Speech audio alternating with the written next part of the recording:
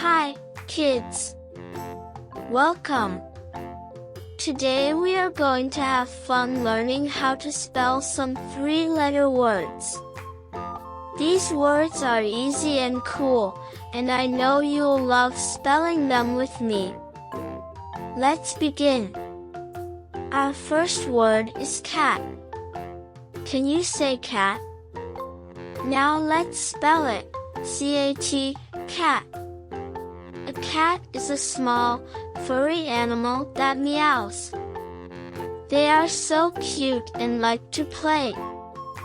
Next, we have sun. Let's say it together, sun. Let's spell it, S-U-N, sun.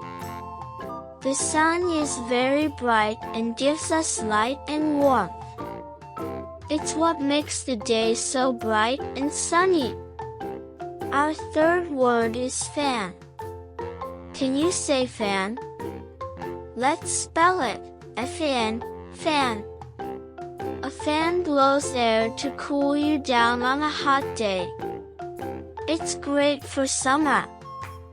And our last word is bat. Say it with me, bat.